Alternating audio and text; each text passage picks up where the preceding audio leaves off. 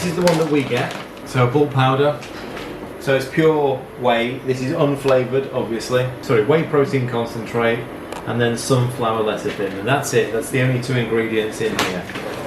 Obviously, if you buy a sweetened version, then you'll find it will have various other ingredients as well.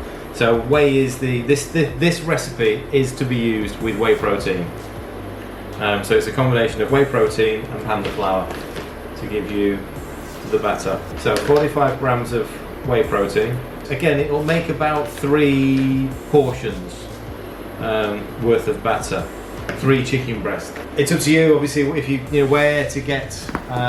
Where do you get it online? I mean, that bulk powders. You can get it from My Protein. They've all got an unflavoured whey protein. That one there is a grass-fed version. Obviously, the grass-fed versions are always going to be a little bit more expensive than the regular. So it's your choice. You know, you choose your protein powder. Panda flour, 25 grams.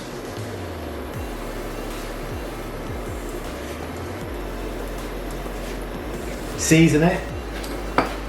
Good bit of salt and pepper. It does need quite a bit of salt when this comes down. So you could add if you wanted to at this point, and if you want to make it a slightly, garlic.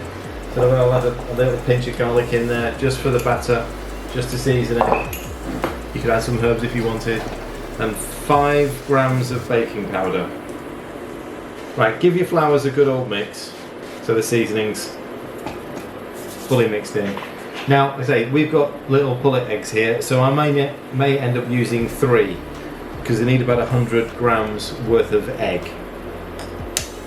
And I reckon these are closer to 38 rather than the closer to 50 for a standard egg. So it's 100 grams or 2 large eggs, and then 50 mils of water. So let's give this a bit of a mix.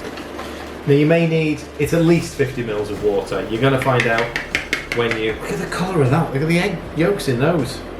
You're going to find out when you're mixing it. I'll show you how thick you need it. Just cold water. I'm going to start with 50.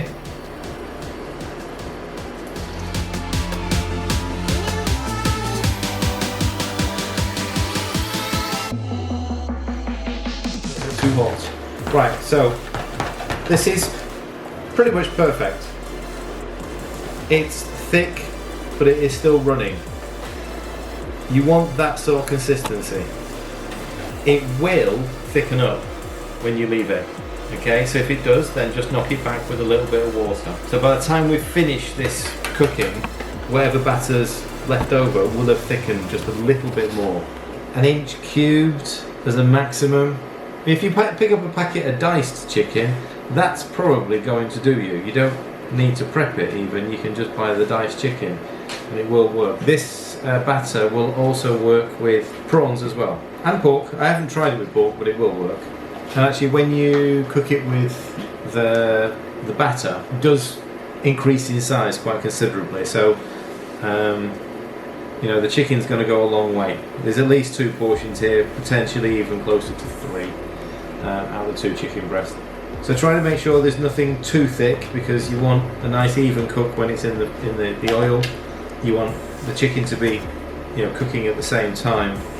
If you're going to use pork, use loin. The amount of batter that's in here is more than the chicken here, so I can safely save the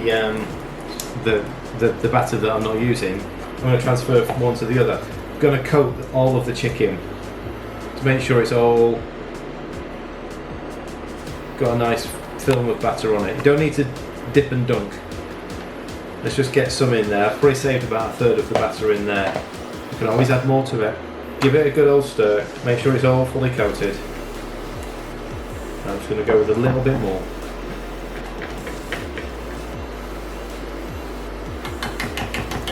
Alright, so if you've got a fat fryer, set it at sort of 190. If you haven't got a fat fryer, hopefully you've got a probe. Okay, we're just over 200 there. So I've obviously turned it down. It is going to come down in temperature when I put the first load of chicken in.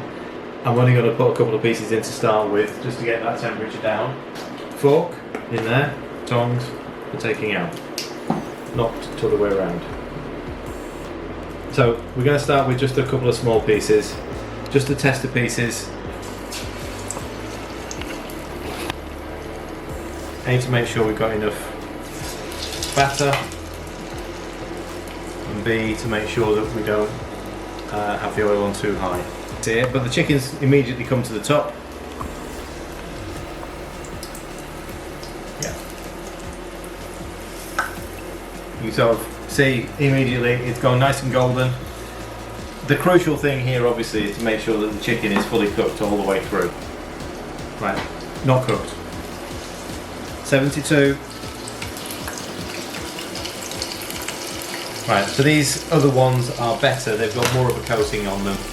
Those first two are a little bit light on the coating. Might end up using it all in the end. Let me just take some of these out, just check these, and flip these over.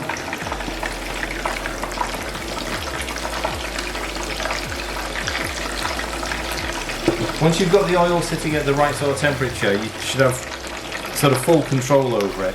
You shouldn't be worrying about it spitting. It's, you know, there's no, yeah, I'm aiming for 100 there. There's no major moisture going in.